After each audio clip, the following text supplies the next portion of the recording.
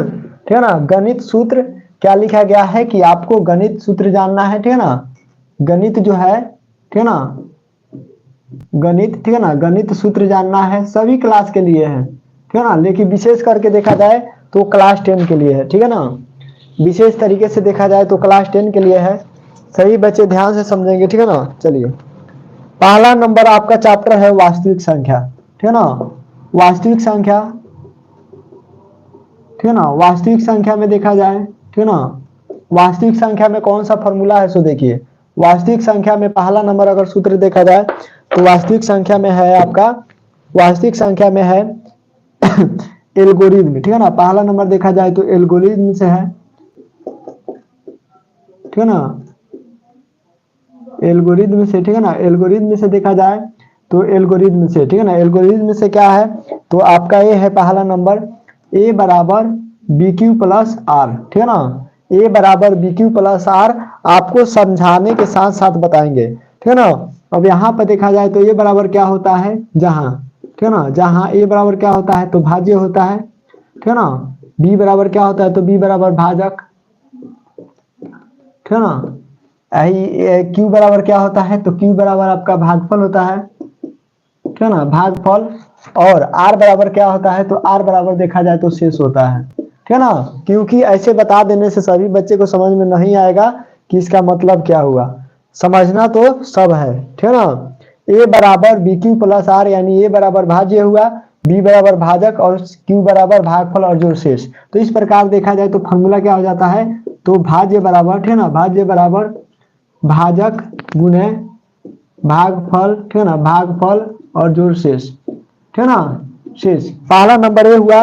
और दूसरा नंबर देखिए, दूसरा नंबर देखा जाए तो दूसरा नंबर में आपका आता है, दूसरा नंबर में आता है मौसा, ठीक है ना। मौसा बराबर, ठीक है ना। अगर ये पहला नंबर है तो दूसरा नंबर में क्या आता है तो मौसा बराबर, ठीक है ना। अगर मौसा बराबर देखा जाए तो मौसा बराबर आपका होता है, ठीक है ना, मौसा को ए बी माना जाए, ठीक है ना, मौसा को ए बी माना जाए तो गुना को लसा में देखा जाए तो लसा में अगर ए बी माना जाता है तो इसका गुणनफल क्या हो जाता है तो गुणनफल देखा जाए तो 2 ए गुना बी हो जाता है। गुना क्या हो जाता है तो ए गुना बी, ठीक है ना, ए गुना बी हो जाता है।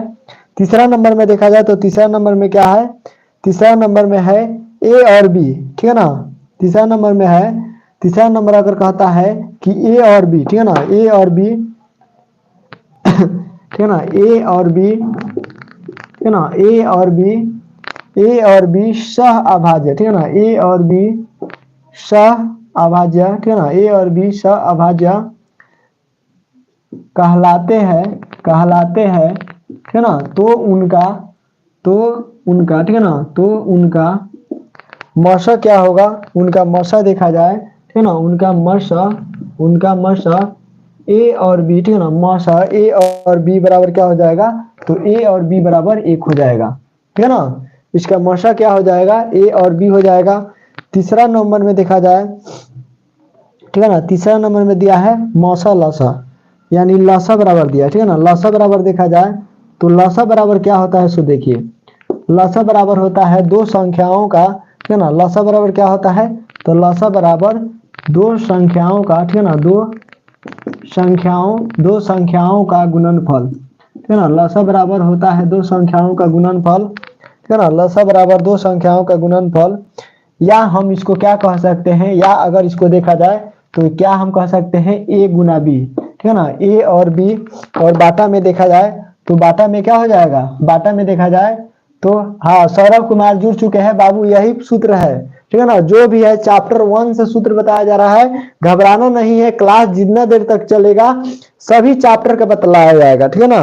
आपसे देखा जाए तो सभी चैप्टर से बताया जाएगा, इसको सिर्फ समझना है। और एक हम सोच रहे हैं कि लाइव पढ़ा दें ताकि सभी बच्चों को मदद हो जाए, सभी बच्चे समझ जाए।